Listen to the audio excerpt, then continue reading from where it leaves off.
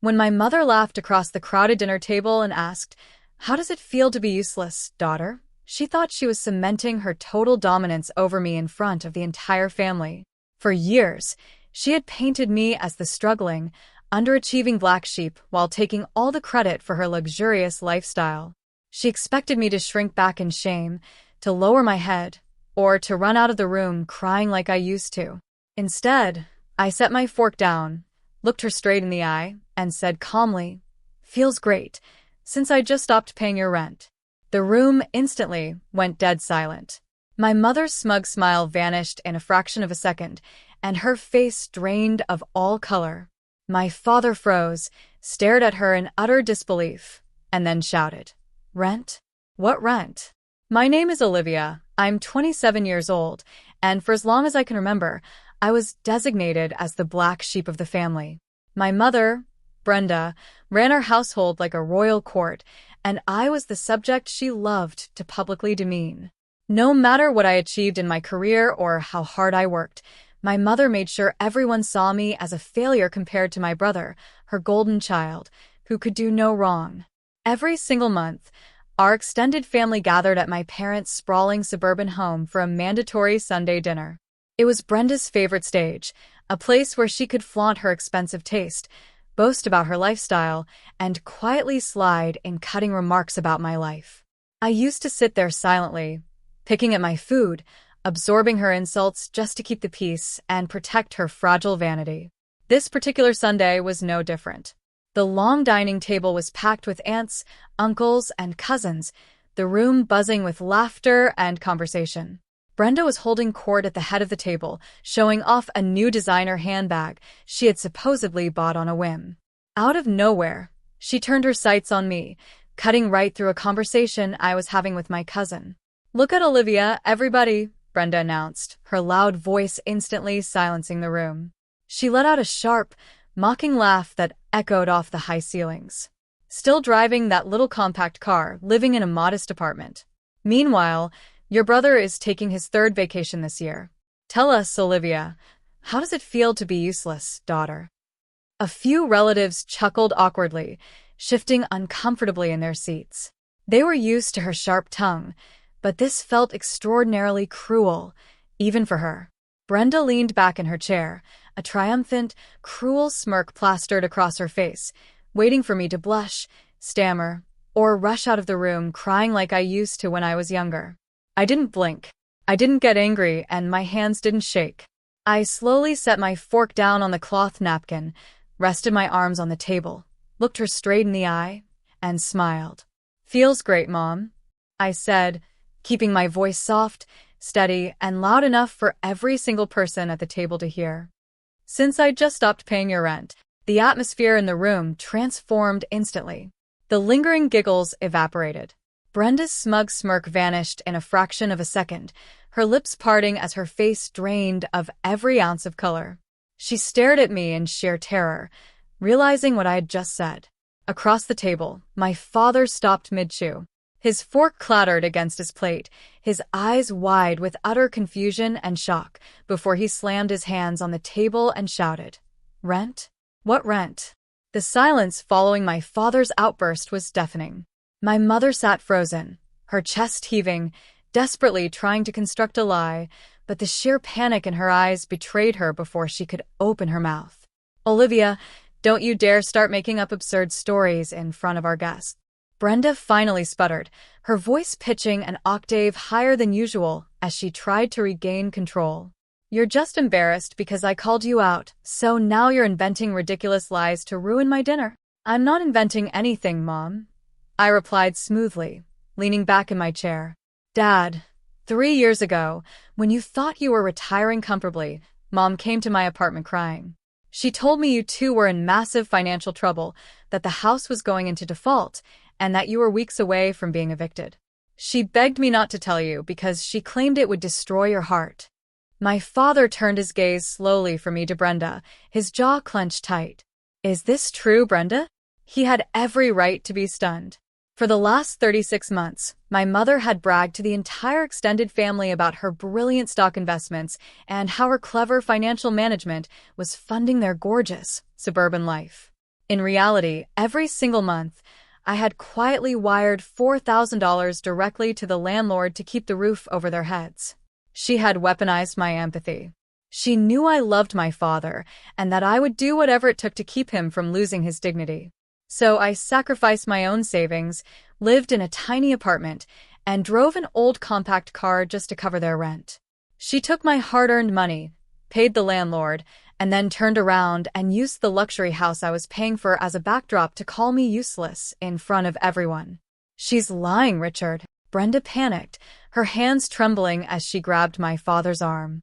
"She's trying to turn you against me. Why would you listen to her over your own wife?" "Because you haven't written a check for this house in 3 years, Brenda," I said, my voice cutting through her frantic denials. "I stopped the automatic transfer yesterday.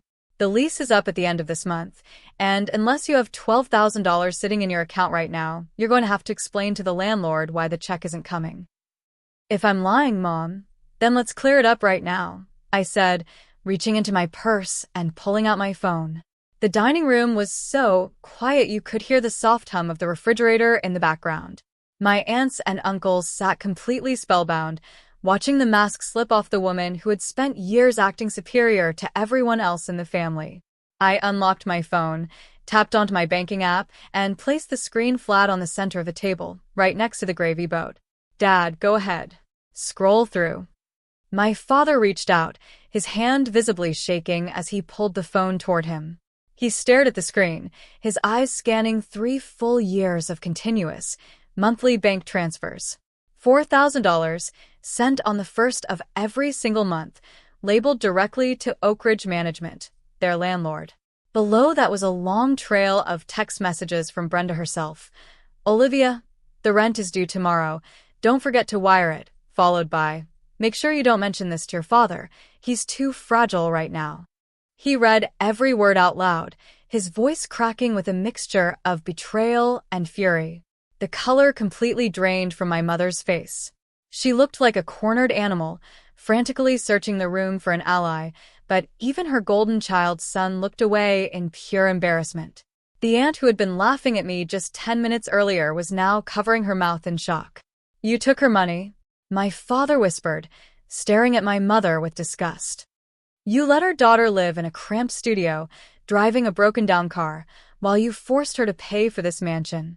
And then you stood here and called her useless." "Richard, please, I did it for us," Brenda pleaded, her voice trembling as she finally abandoned the lie. "I couldn't let everyone think we were failing. I was protecting our reputation." "You weren't protecting our reputation, Mom," I said, standing up from the table and smoothing down my jacket. "You were protecting your own ego. You wanted the luxury lifestyle without paying for it, and you used me as your personal ATM while treating me like garbage. Well, the Bank of Olivia is officially closed." The room remained dead silent as I took my phone back, leaving my mother face to face with the total destruction of her carefully constructed illusion. I grabbed my purse, left the dining room, and walked out to my car without looking back once. As I opened the driver's door, the faint sound of shouting echoed from inside the house, but for the first time in my life, I felt completely light. I drove back to my apartment in total silence, feeling a massive weight lift off my shoulders. I was done sacrificing my hard-earned money and peace of mind to fund my mother's fake, glamorous lifestyle. The very next morning, the reality of the situation hit my parents' household like a freight train. The first of the month arrived, and with my automatic transfer officially canceled, the landlord didn't receive his $4,000 rent payment. By mid-afternoon, he had sent a formal electronic notice directly to my father's email, stating that the lease would not be renewed and warning them that eviction proceedings would begin if the account wasn't settled immediately. That was when my phone started blowing up. Over the next 48 hours, my mother bombarded me with over 30 missed calls, text messages, and crying voice notes.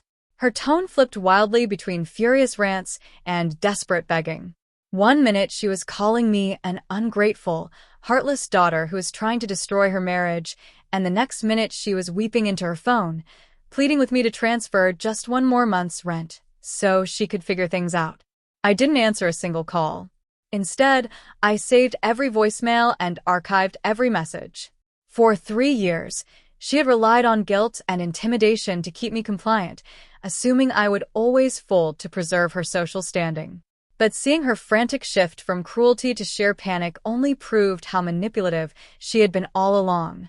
The bank account was closed, the illusion was shattered, and no amount of crying was going to convince me to pay for her life ever again. On Wednesday evening, my father called me. Unlike my mother's frantic, manipulative messages, his voice was quiet, hollow, and deeply exhausted. He asked if we could meet for coffee, just the two of us, at a quiet diner near my apartment. When he walked in, he looked 10 years older. The confident, proud man I had known was replaced by someone visibly broken by the sudden collapse of his reality. He sat down, reached across the small laminate table, and took my hands, his eyes shining with genuine tears. He apologized for every single time he had stood by and let my mother belittle me, admitting he had been completely blind to the quiet sacrifices I had been making for 3 years.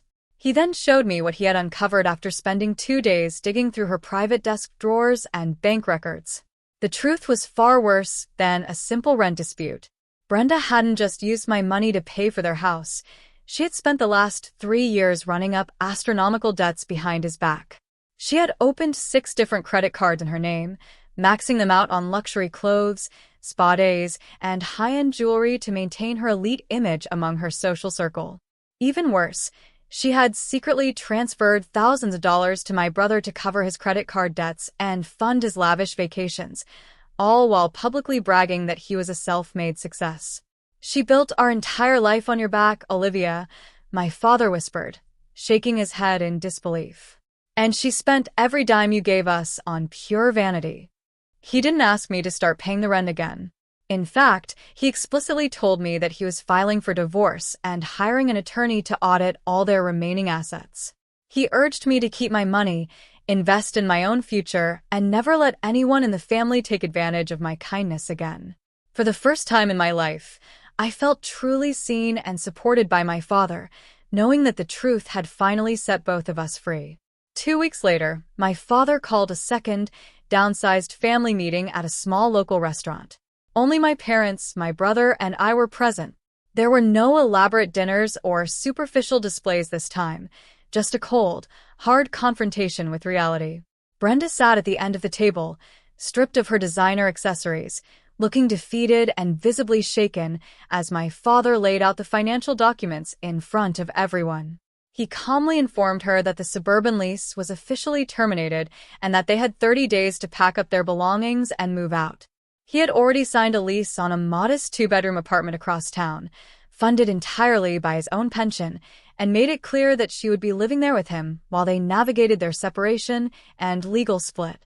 To cover her mountain of secret credit card debt, my father forced her to list her extensive collection of designer handbags, jewelry, and luxury clothing on consignment, turning her prized possessions into cash to settle her accounts.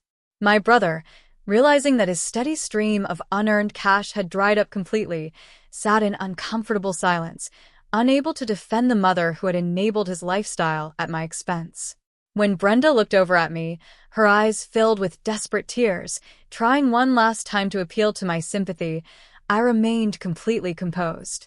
"I'm not doing this to hurt you, Mom," I said quietly, looking her in the eye.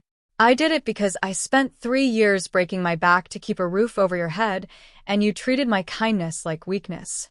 I will always love you as my mother, but I am done being your scapegoat and your safety net." I laid out my strict boundaries right then and there. I would no longer offer financial support to anyone in the family under any circumstances, nor would I tolerate being belittled or disrespected.